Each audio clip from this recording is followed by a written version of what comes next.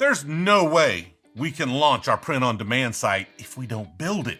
So pull yourself up a chair and let's get started. The first thing that most folks think about when building a site is the theme, that look and feel. Now, I can't tell you how many business owners I've worked with over the years that literally thought that's all there was to building a site. You show them a theme and they're like, all right, we're almost done. Slow down just a little bit. On most existing stores, that's pretty short-sighted, but in our case, with a brand new store, that is a big portion of the work that goes into launching this thing. So although it's not everything, it is an important step. And let me go through my thoughts on what I was looking for to set the stage for our theme selection. The first thing we had to consider when choosing a theme was that we don't have a lot of product or categories. And that means we need to limit our options to fairly simple themes. It's going to be awkward to choose a theme with a lot of navigation, only to have a couple of categories to fill it. The second thing I wanted was a small header. The top of the screen is prime real estate on our site, and we obviously don't need it for navigation. So I don't want to choose a theme that just has a lot of useless open space, a lot like BigCommerce's default Cornerstone theme. I mean, look at that header. I have no idea why this thing is so large. I really want to focus on simplicity. No fancy animations or design aspects. I want it to be all about finding and buying the products as quickly as possible, so no fluff. I also want the design to be centered around search. A lot of people, especially on mobile, use search as their primary navigation. So the search bar should always be visible if you have the available real estate to do so. I'm not asking for a lot here, so this should be achievable with an off-the-shelf theme. Famous last words, I know. I've limited my search to the BigCommerce theme marketplace. There are other places to get themes, but I'm going to start here, and if we don't find what we're looking for, maybe we can expand the search as we go. There are some good themes in the marketplace, ranging from free to a few $100s.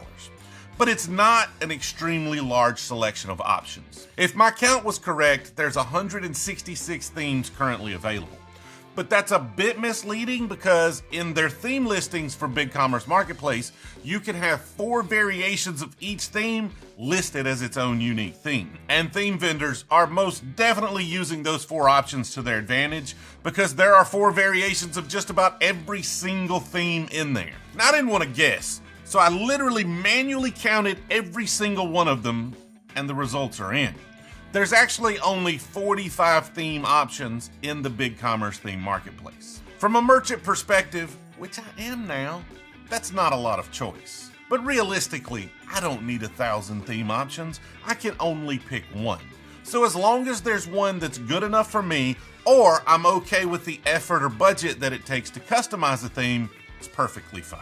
Now, I haven't talked to them about it, but from a platform perspective, I have to think this is a hole that BigCommerce desperately wants to plug. I mean, there's a reason they're allowing 4 variations of each theme to be listed individually. It's like a pufferfish to give you more variations to browse. From an agency perspective, this is actually a goldmine of opportunities. If I don't hire some inexpensive offshore developers and start putting together BigCommerce themes, there's a good chance I'm going to look back in a few years and see this as one of the biggest missed opportunities of my career. I mean, seriously, if you're developing themes, it's a lot of opportunity here, so jump on it. But let's get back on track about selecting my theme. I actually streamed the other day going through the selection process and setting up the theme. Now, I won't bore you with all of that detail. You can just watch the live stream if you want to see it. But we ended up landing on the free lifestyle theme. It's not perfect. It's not everything I wanted, but it's pretty close. I've turned off a lot of the options on this theme to make it even simpler. I've removed quick view, favorites, and compare. I got rid of all that stupid add to cart button crap that floats up over the name whenever you hover over a product. I ripped out half of the footer to simplify it some, and of course tweaked the colors to match our Bruzel branding. Also went through and customized the button colors. We want all of the actions that we expect our customers to take to be bold and easily findable. So all of the actions that take the user further down the funnel, such as the add to cart or checkout, are the gold color from our logo. We'll only use that color for items that are clickable and actually precede you down that funnel. There are still some things that I don't like about this theme that I want to customize, but we have to get online and selling. So as long as they aren't going to cost us too many sales, I think we'll just come back to them in a future video. In particular, I don't like how the desktop search bar isn't always visible. You have to click the icon to then see the search bar. But doing it this way may actually allow me to A/B test that later and actually see if it provides results and not just guess it. Also, the thumbnails are terrible on product pages. Each variation of a product has its own thumbnail. So if I have 5 sizes and 4 colors, that's 20 thumbnails when realistically the only difference in them is the color, so there should only be 4. If you change between small and medium on a shirt, the thumbnail's exactly the same. This method of thumbnail display may actually be useful for a different product type. So I really need to think through the long-term impact of changing it before I just go hacking it and causing myself more work later. All in all, I have about 10 hours in choosing a theme and customizing it, but it's probably 2 or 3 hours more than it would have taken if I weren't live streaming or documenting it for content. And all that means is that we could have easily thrown this together on a weekend.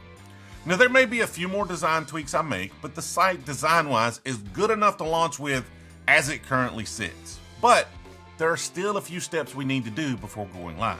The next step is to integrate with Gooten, our print-on-demand supplier. And that was ridiculously simple. From your Gooten dashboard, you click install, confirm, and you're done. I mean, seriously.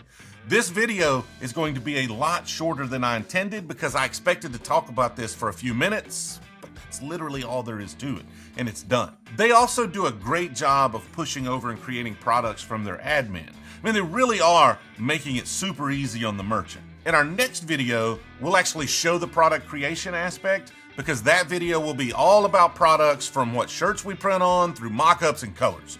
Print samples, product descriptions, all sorts of product things. I mean, there's a lot of decisions to be made after you create your design mock-ups. Let's close this video with a general update on where this project is at.